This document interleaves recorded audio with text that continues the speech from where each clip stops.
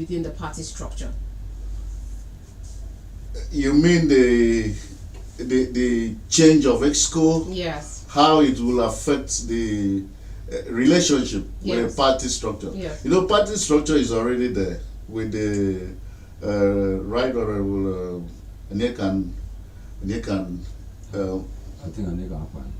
Clan, yes, as the state chairman, who knows the rudiments of governance, who had been in government before ascending to the position of the state chairman of the party, and he had been very effective, from my own opinion, over the years.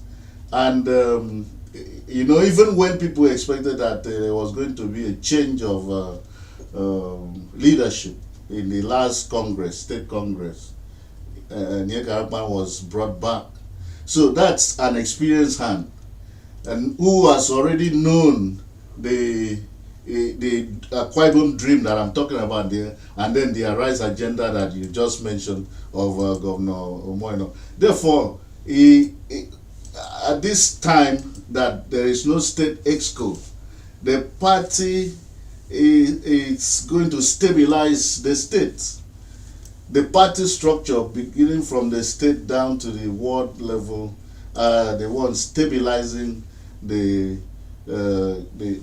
structure of the state, related while you know, interfacing between the party and the governor, the deputy governor, and the SSG. Don't forget that the governor is still there, the deputy governor is still there, and the SSG is still there. So meaning part of the executive council is still there, even though it's not full.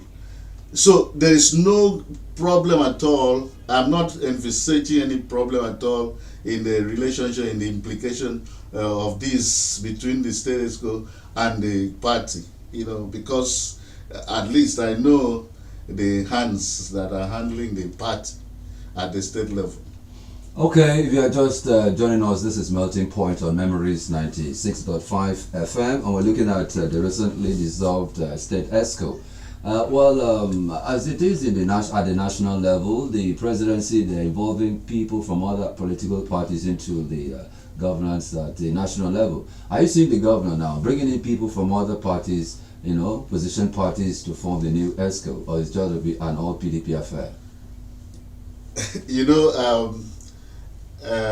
at the national, you can do,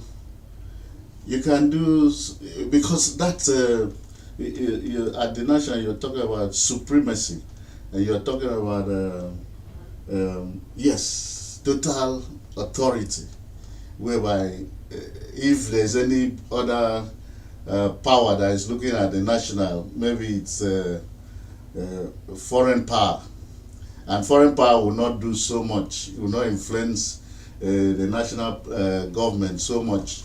They can only advise. But at the state level, it can be very dicey if you want to be too friendly and broad. This is not, I'm not talking as a politician, I'm talking as a political scientist now. If you have a party, Nigeria runs a multi-party system. That's right. And your party is fortunate to take over governance, and then you are toiling with that power by bringing in opposition member into your system.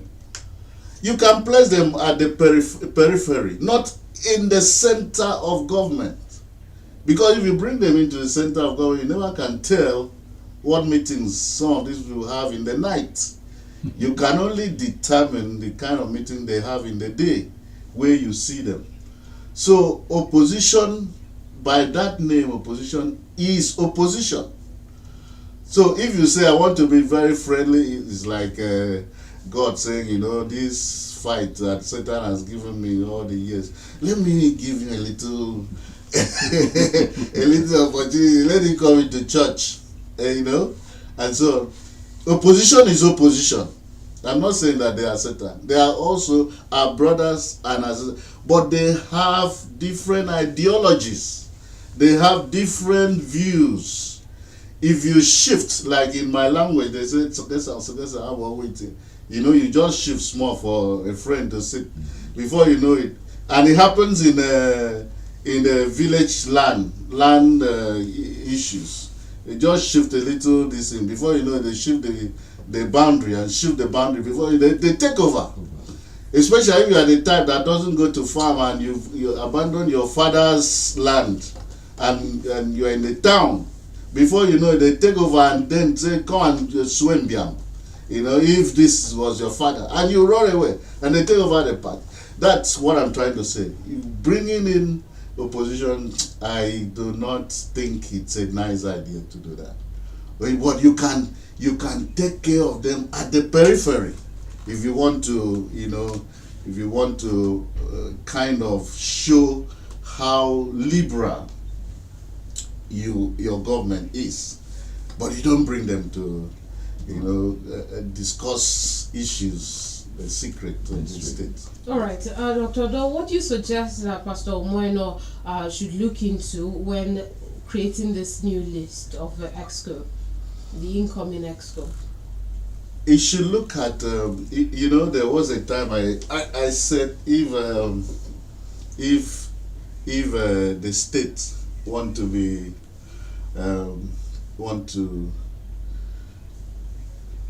want to see real politics, let them sometime go to the villages and bring a former councillor who was a grassrooter, who knew the rudiment of politics, because that's where real politics happen, and bring him up to become a governor someday, not this time and not in the next tenure.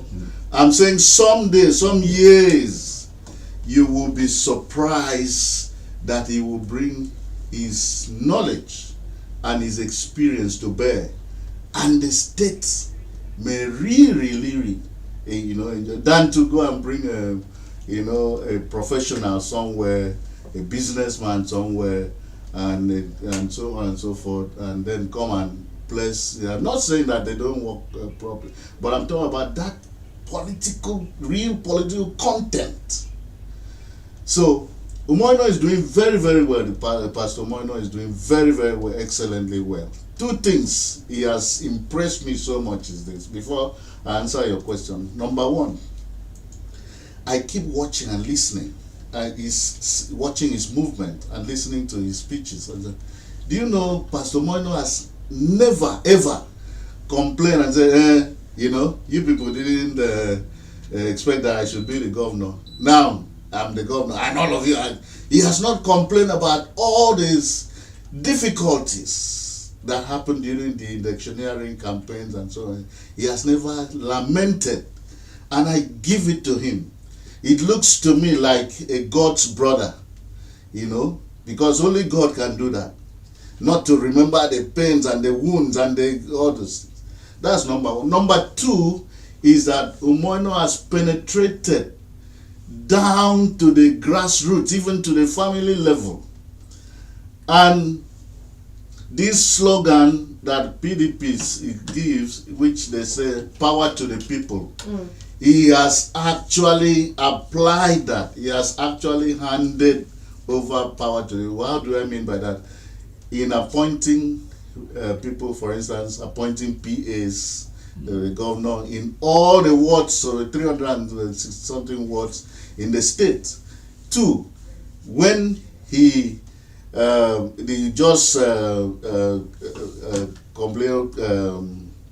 transition committee that just ended, you know. Before Omoino's tenure, that committee used to be about 8 members. About 8.